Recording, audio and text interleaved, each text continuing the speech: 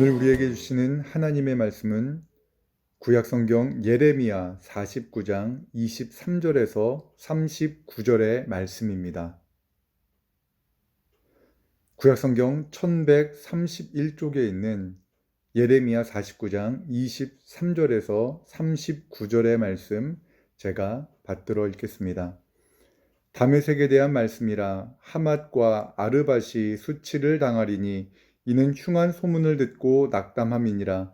바닷가에서 비틀거리며 평안이 없도다. 다메섹이 피곤하여 몸을 돌이켜 달아나려 하니 떨림이 그를 움켜잡고 해산하는 여인같이 고통과 슬픔이 그를 사로잡았도다. 어찌하여 찬송의 성읍, 나의 즐거운 성읍이 버린 곳이 되었느냐. 이는 만군의 여호와의 말씀이니라. 그런즉 그날에 그의 장정들은 그 거리에 엎드러지겠고 모든 군사는 멸절될 것이며 내가 다메섹의 성벽에 불을 지르리니 베나닷의 궁전이 불타리라. 바벨론의 느부갓네살 왕에게 공격을 받은 게달과 하솔 나라들에 대한 말씀이라. 여호와께서 이와 같이 말씀하시되 너희는 일어나 게달로 올라가서 동방 자손들을 황폐하게 하라. 너희는 그들의 장막과 양떼를 빼앗으며 휘장과 모든 기구와 낙타를 빼앗아다가 소유로 삼고 그들을 향하여 외치기를 두려움이 사방에 있다 할지니라. 여호와의 말씀이니라. 하솔줌이나 도망하라. 멀리 가서 깊은 곳에 살라. 이는 바벨론의 느부갓네살 왕이 너를 칠 모략과 너를 칠 개체기를 세웠음이라. 여호와의 말씀이니라. 너는 일어나 고요하고도 평안히 사는 백성 곧 성문이나 문빗장이 없이 홀로 사는 국민을 치라. 그들의 낙타들은 노략물이 되겠고 그들의 많은 가축은 탈취를 당할 것이라. 내가 그 살적을 깎는 자들을 사면에 흩고 그 재난을 여러 곳에서 오게 하리라. 여호와의 말씀이니라. 하솔은 큰 뱀의 거처가 되어 영원히 황폐하리니 거기 사는 사람이나 그 가운데 머물러 사는 사람이 아무도 없게 되리라 하시니라. 유다 왕 시드기야가 즉위한 지 오래지 아니하여서 엘람에 대한 여호와의 말씀이 선지자 예레미야에게 임하여 이르시되 만군의 여호와가 이같이 말하노라.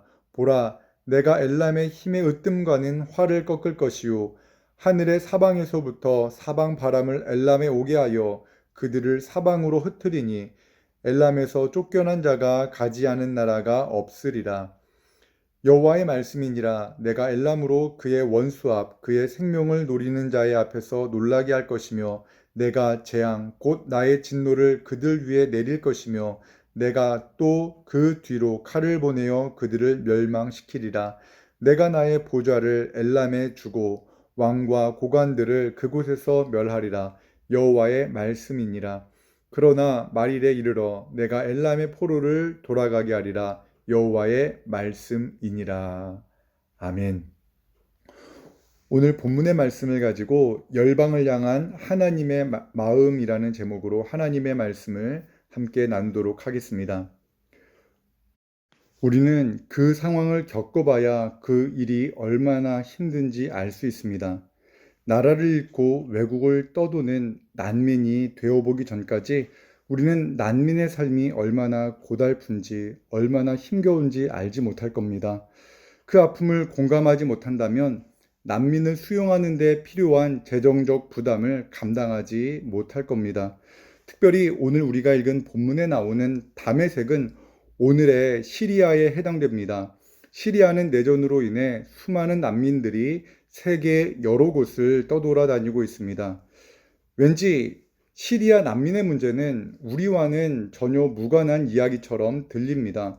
왜냐하면 우리는 대한민국이라는 나라에서 안전하게 살고 있기 때문입니다.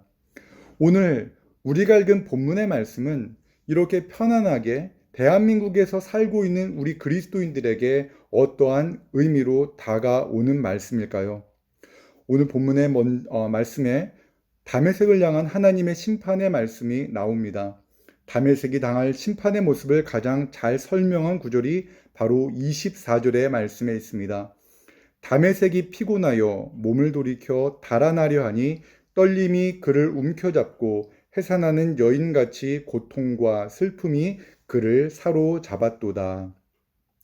다메섹의 형편이 해산하는 여인의 고통과 슬픔 속에 거할 것이라고 말씀합니다. 더 나아가 모든 장정들이 넘어지고 다메섹의 모든 군사가 멸절될 것이라고 말씀하시며 27절의 말씀을 보면 내가 다메섹의 성벽에 불을 지르리니 베나닷의 궁전이 불타리라 말씀하십니다. 다메섹이 바벨론에 의해 완전히 파괴될 것이라고 하나님은 말씀하십니다. 이런 심판의 메시지가 연이어서 게달과 하솔 그리고 엘람까지 이어집니다. 오늘 본문 28절에서 33절의 말씀은 게달과 하솔을 향한 하나님의 심판의 메시지를 담고 있습니다. 게달과 하솔은 아라비아 사막지대에 거주하는 유목 민족입니다. 그들에게 가장 소중한 것은 다른 것이 아니라 장막과 낙타, 또한 그들이 키우는 양떼입니다. 그런데 하나님은 바벨론을 통하여서 그들의 모든 것을 빼앗을 것이라고 말씀하십니다. 31절에서 32절의 말씀입니다. 여호와의 말씀이니라. 너는 일어나 고요하고도 평안히 사는 백성, 곧 성문이나 문빗장이 없이 홀로 사는 국민을 치라. 그들의 낙타들은 노략물이 되겠고 그들의 많은 가축은 탈취를 당할 것이라. 내가 그 살적을 깎는 자들을 사면에 흩고 그 재난을 여러 곳에 오게 하리라. 여호와의 말씀이니라. 오늘의 본문 말씀, 우리가 방금 읽은 본문의 말씀도 우리와는 상관없는 이야기처럼 들립니다. 이 말씀에 나오는 게달과 하솔에 거주하는 사람들의 고통을 겪어보지 않으면 누군가 그에게 가장 소중한 것을 잃어버리는 것에 대하여서 무관심하게 느껴질 것입니다. 아니면 우리는 그들은 하나님을 섬기지 않았기 때문에 마땅히 심판을 당하는 것이다 라고 생각할지도 모릅니다. 그리고 하나님은 평안하게 살아가는 사람들을 심판하시는 무서운 분으로만 생각할지도 모르겠습니다. 오늘 본문 마지막 부분에는 이스라엘과 비교적 멀리 떨어져 있는 엘람에 대한 심판의 메시지도 담겨 있습니다.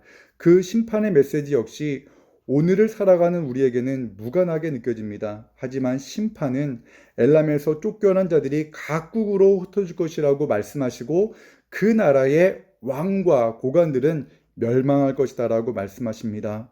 어찌 보면 예레미야를 통해 선포되는 심판의 메시지를 보면 하나님은 무서운 채찍과 칼을 들고 우상을 섬기는 그 나라를 무섭게 심판하시는 그러한 심판자의 모습처럼만 느껴질지 모릅니다.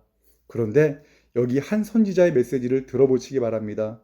그 선지자는 하나님의 말씀을 선포하라는 명령을 들었습니다. 그리고 그가 전한 선포의 메시지는 매우 단순합니다. 그는 이렇게 외쳤습니다. 40일이 지나면 이 성이 무너질 것입니다. 이렇게 하나님의 심판의 메시지를 전했습니다.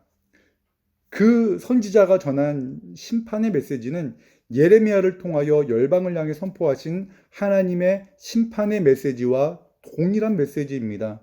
그런데 우리가 잘 아는 것처럼 이 심판의 메시지를 들은 니느웨 사람들은 회개했습니다. 그 단순한 40일이 지나면 이 성이 무너질 것이다 라는 이 말씀을 듣고 니느웨 모든 사람들이, 왕을 비롯한 모든 사람들이 하나님 앞에서 회개하자 하나님은 그 심판을 멈추었습니다. 바로 우리가 잘 아는 요나 선지자의 이야기입니다. 그런데 여기서 우리는 열방을 향하신 하나님의 마음을 발견해야만 합니다. 하나님은 우상을 섬기고 죄악에 사로잡힌 민족을 심판하시는 분입니다. 그런데 그 심판은 부모가 자녀에게 회초리를 드는 모습과 비슷하다는 것을 생각해 보아야 합니다. 무언가 잘못한 자녀를 바로잡기 위하여 사랑하기 때문에 그 회초리를 드는 부모의 마음과 같이 그 죄악 가운데 거하는 그 열방을 향한 하나님의 심판의 동기는 미움과 저주가 아니라 분명한 사랑이라는, 크고 놀라운 사랑이라는 것을 우리는 알아야 합니다. 왜 그렇습니까? 하나님은 사랑이시기 때문에 그렇습니다. 요나서의 이야기를 조금 더 해야 할 필요가 있습니다. 하나님은 요나에게 하나님의 크신 사랑을 깨닫게 하시기 위해서 뜨거운 태양을 막아주는 박농쿨을 그를 위해 준비하셨습니다. 요나는 뜨거운 태양을 막아주는 박농쿨로 인하여 크게 기뻐했습니다. 그런데 그 박농쿨이 벌레에게 갉아먹혀 죽습니다. 박농쿨이 죽자 요나는 뜨거운 태양 아래에서 죽고 싶다고, 아니 자신을 죽여달라고 하나님 앞에 아우성을 칩니다. 그런데 그때 하나님께서 요나에게 이렇게 말씀하십니다.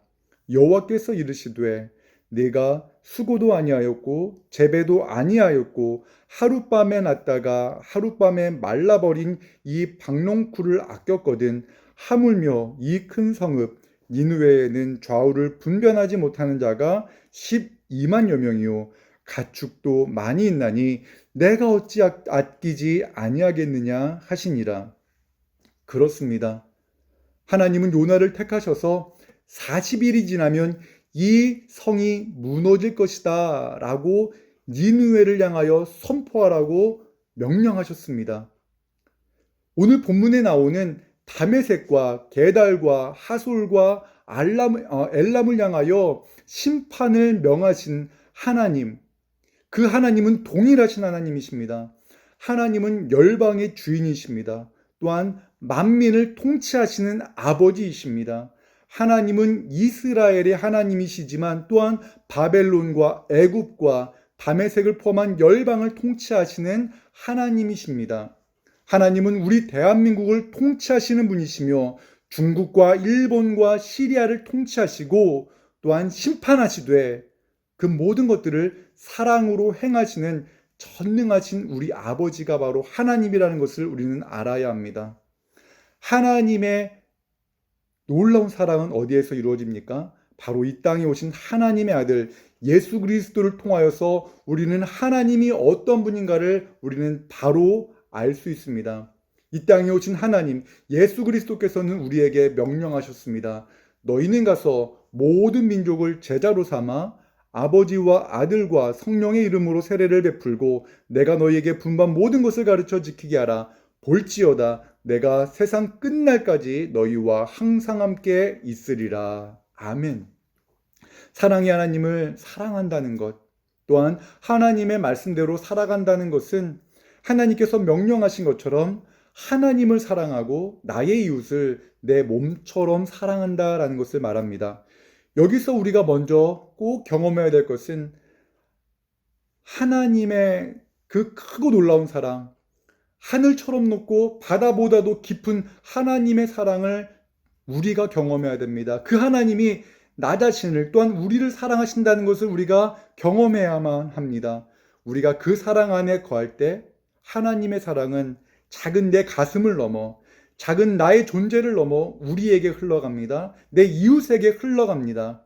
그래서 하나님의 사랑으로 인하여 내 곁에 있는 사람을 사랑하게 됩니다. 우리가 하나님의 사랑 안에 거할 때 우리가 사랑할 수 없을 것처럼 느껴졌던 우리의 이웃, 나와 상관없다고 느꼈던 그 민족을 우리가 사랑하게 된다는 것입니다. 즉 우리의 이웃의 범위가 조금씩 확장되어 나간다라는 것입니다. 우리가 하나님의 사랑 안에 거할 때 내 곁에서 고통당하는 이웃을 위해서 우리는 기도할 수가 있게 될 것입니다. 그리고 그에게 손을 내밀어 내가 할 수 있는 사랑으로 그를 사랑할 수 있게 되는 것입니다. 용기와 사랑으로 우리는 그에게 다가설 수가 있게 되는 것입니다. 사랑하는 여러분, 오늘도 그 큰 하나님의 사랑 안에 거하는 모든 성도님들이 되시기를 주님의 이름으로 축원합니다. 아멘. 기도하겠습니다. 하나님 아버지, 오늘 하나님의 말씀을 나누었습니다. 하나님의 사랑을 먼저 우리가 경험하게 하여 주옵소서. 요즘 세상이 너무나 힘들고 어렵습니다. 여러 가지 삶의 문제로 힘들어하는 사람들이 참 많습니다. 바로 이때 하나님의 크신 사랑을 우리 모든 성도들에게 부어 주시옵소서. 먼저 하나님의 크신 사랑을 우리가 힘입어 먼저 나 자신을 사랑하게 하시고 또한 그 사랑이 나를 넘어 내 이웃의 눈에서 흐르는 눈물을 볼 수 있는 마음의 여유를 갖게 하여 주시고 그들을 위해 기도하고 그들에게 손 내미는 오늘 이 하루가 되게 하여 주시옵소서. 예수님의 이름으로 기도하옵나이다. 아멘.